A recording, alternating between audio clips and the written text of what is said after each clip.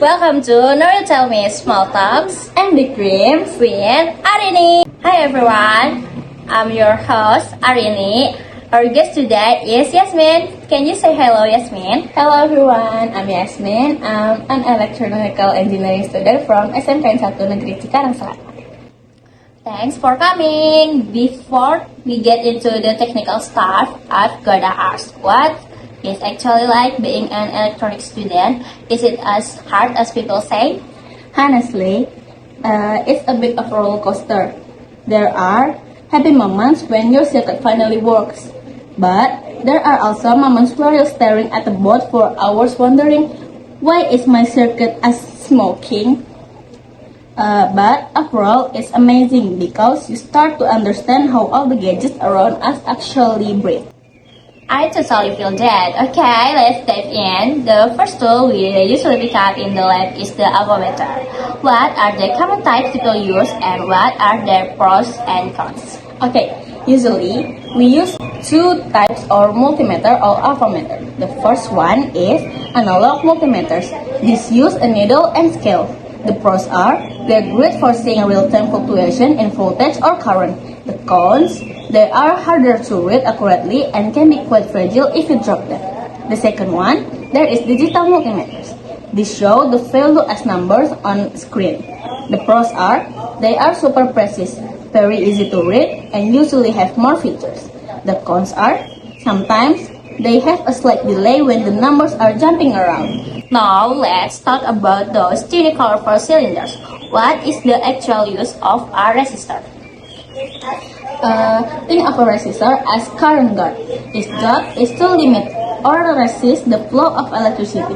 Without resistors, sensitive components like LED would get too much power and burn out immediately. It keeps the traffic of electricity at a safe speed. Safety first, right? Exactly. Okay, now what about diodes? I've heard people call them a one-way street. You're right. A diode is a component that allows current to flow in only one direction. It blocks the electricity if it tries to go backwards. This is a lifesaver for protecting a device in case you accidentally put the batteries in the wrong way. That's clever. Now in class, we often hear about active and passive component. What is the main difference between them? Okay, Remy, it's pretty simple once again. The active components, this can control the flow of electricity and usually need their own power source to work. They can also amplify signals. Examples, auto resistor and ICs.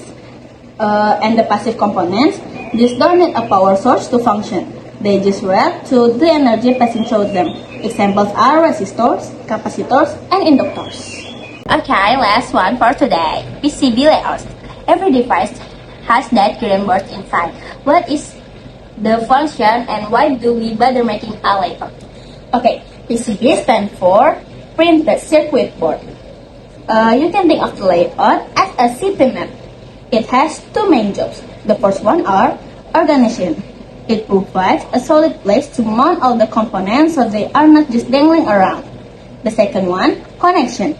Instead of a messy spider web of loose wires, the copper threads on the board connect everything neatly. It makes the device smaller, more reliable, and much easier to mass produce. Wow, you made that sound so easy. Thanks so much, Yasmin, for breaking down the basics for you today. I feel like a pro already. I also want to say thank you to Arini for inviting me here. So, for everyone listening, don't be afraid of the spots. That's just how you learn it. Yes, girl. Okay, see you when I see you.